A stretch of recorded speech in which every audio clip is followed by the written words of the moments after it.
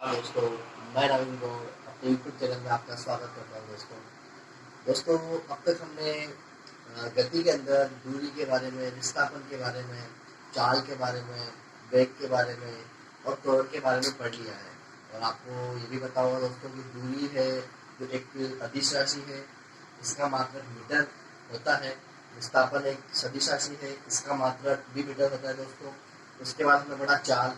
चाल एक अदिश राशि है, इसका मात्रक होता है मीटर पर सेकेंड। उसके बाद दोस्तों हमने पढ़ा वेग। इसका मात्र ये एक सदिश राशि है और इसका मात्रक होता है मीटर पर सेकेंड। उसके बाद दोस्तों हमने पढ़ा त्वरण के बारे में कि त्वरण दो प्रकार का होता है, एक धनात्मक त्वरण और एक ऋणात्मक त्वरण। और त्वरण भी क्या है दोस्तों, त्वरण एक सदिश राशि है और इसका मात्रक क्या है, इसका मात्रक है मीटर पर सेकेंड स्क्वायर। दोस्तों, अब हमने त्वरण के बारे में पढ़ लिया है, तो अब आज जो हम पढ़ने वाले हैं दोस्तों, वो है एक समान त्वरित गति। कि कोई पार्टिकल है, कोई कण है, वो एक निश्चित त्वरण से, एक समान त्वरण से गति कर रहा है। तो एक समान त्वरण गति से पहले मैं आपको बोलूं, एक समान गति क्या होती है।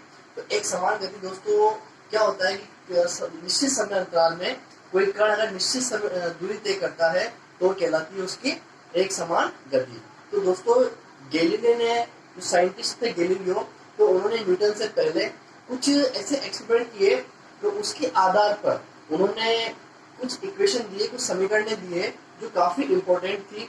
और उन्हीं समीकरणों से बाद में न्यूटन ने अपनी गति के नियम जो नेक्स्ट हम पढ़ेंगे उसके बारे में बताया। तो जो गैलीलियो की समीकरण थी उसमें हमें कुछ चीजें जानना जरूरी है कि जो हमारा यू हम यहाँ लेने वाले हैं, यू है प्रारंभिक वेग। यू क्या है दोस्तों, किसी कण का प्रारंभिक वेग। वी दोस्तों होगा किसी वस्तु का अंतिम वेग। ए स्मॉल ए ये होगा हमारा त्वरण। ठीक है दोस्तों।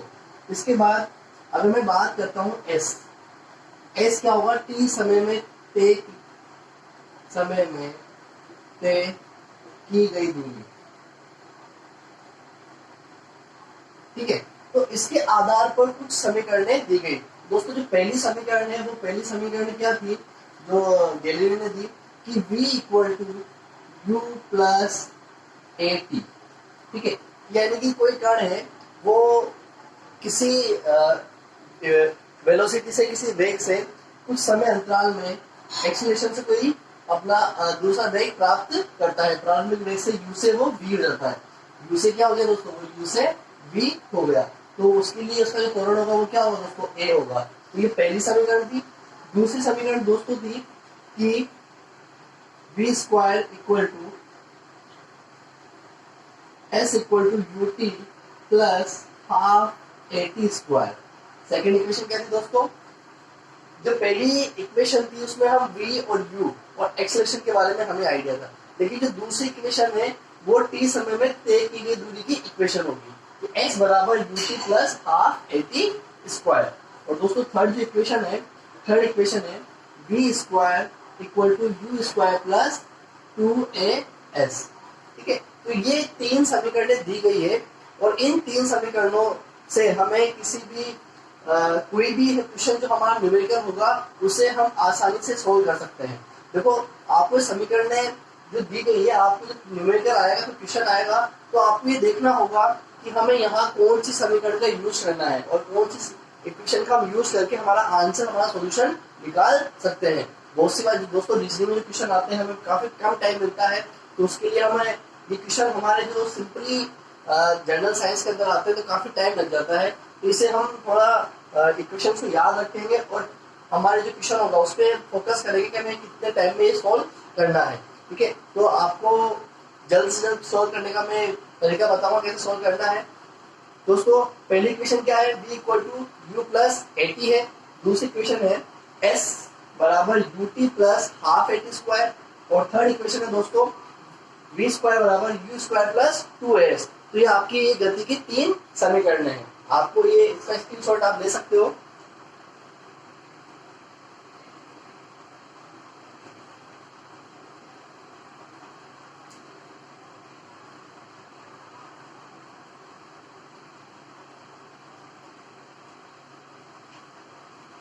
दोस्तों अब हम इसका एक ही क्वेश्चन करेंगे तो आपको काफी चीज क्लियर हो जाएगी।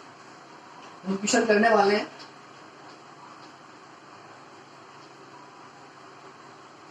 दोस्तों क्वेश्चन है कि एक ट्रेन है, ठीक है, वो अपने स्टेशन पे खड़ी हुई है। मान लीजिए वो ट्रेन अपने स्टेशन पे खड़ी हुई है। अब वो 10 मिनट बाद जो उसकी वेलोसिटी है, जिस टाइम पर वो स्थिर थी, तो वेलोसिटी क्या होगी दोस्तों? वेलोसिटी 0 होगी कि कुछ टाइम पे वो स्टेशन पे खड़ी हुई है, लेकिन 10 मिनट बाद उसकी वेलोसिटी दोस्तों 72 किलोमीटर पर हावर हो जाती है। जो उसकी वेलोसिटी क्या होती है दोस्तों? 72 किलोमीटर पर हावर हो जाती है 10 मिनट बाद, आफ्टर 10 मिनट।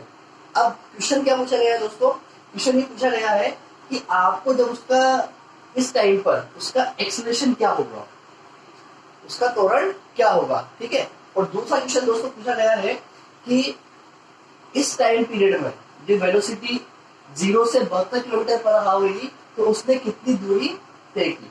अब आपको सिंपली माइंड में एक चीज रखनी है कि हमें कौन सी इक्वेशन का यूज करना है।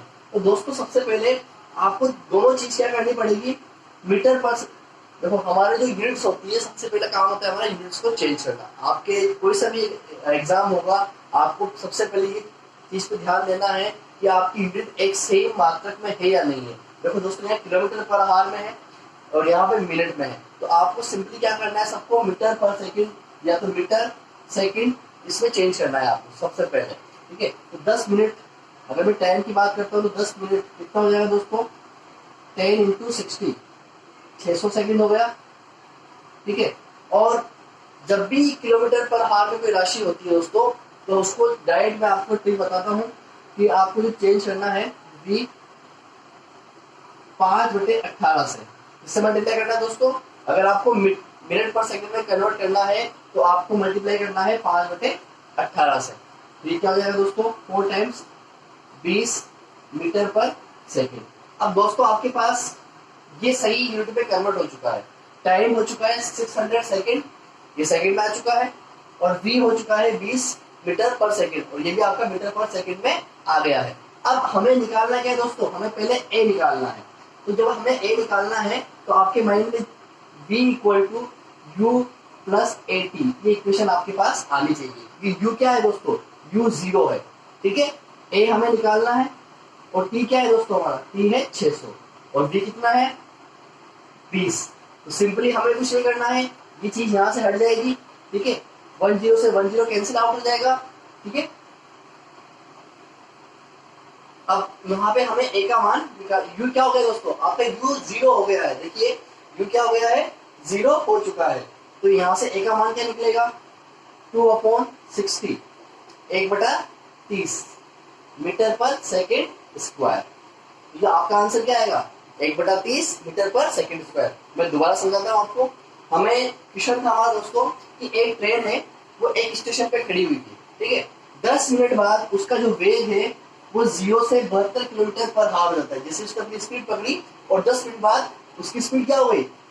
72 किलोमीटर पर हावर। सबसे पहला काम हमें क्या करना है दोस्तों? सबसे पहला काम हमें करना है कि जो हमारी यूनिट है वो उसमें जो हमारा हर एक क्वांटिटी है उसकी जो यूनिट है वो सेम होनी चाहिए, एक ही मात्रक में होनी चाहिए। 10 मिनट इसको हम सेकंड में कन्वर्ट करेंगे, तो आपका टाइम किस में कन्वर्ट हो गया? 10 इंटू 60, 600 सेकंड। उसके बाद 72 किलोमीटर पर हावर। किलोमीटर पर हावर को मीटर पर सेकंड में कन्वर्ट करने के लिए 5/18 से मल्टीप्लाई करते हैं, ये आपका कन्वर्ट हो जाएगा मीटर पर सेकंड में। अगर आपको मीटर पर सेकंड में दे रखा है तो 18/5 से गुणा करते हैं, और ये हो जाएगा आपका किलोमीटर पर हावर में। तो हमने चेंज किया, इक्वेशन कौन सी लगाई? v equal to u plus at। U का मान 0, ठीक है, ये मैंने 0 रखा। a का मान हमें निकालना है और t का मान 600, ये कैंसिल आउट कर दिए, तो a बराबर आपका आ गया 1/30 मीटर पर सेकेंड स्क्वायर, ठीक है। समझ में आया? अब दोस्तों हमें क्या निकालना है? अब हमें s का मान निकालना है। आप इसे समझ में आ गया तो ठीक है।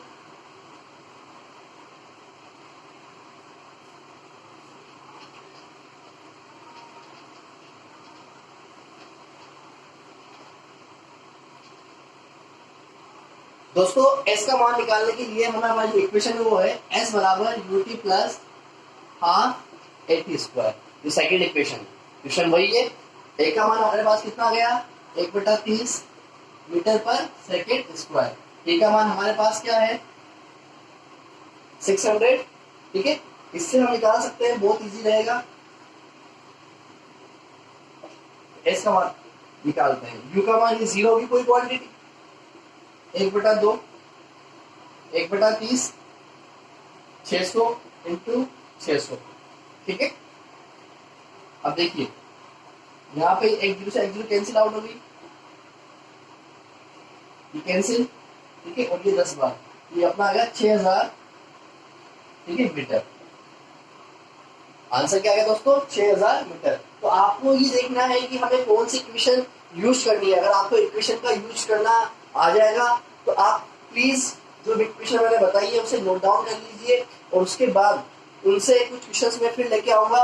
ये आपका आज समझाने के लिए क्वेश्चन था ये, इसके बाद मैं और भी क्वेश्चन लेके आऊंगा जो आपके लिए बेनिफिट करेगा। ठीक है दोस्तों, अब नेक्स्ट वीडियो में जो मैं लेके आऊंगा उस वीडियो के अंदर हम पढ़ेंगे गति के नियमों के बारे में। ठीक है, और सिंपल सा अच्छे से मैं आपको समझाऊंगा गति के नियमों के बारे में। दोस्तों हम मिलते हैं नेक्स्ट क्लास में।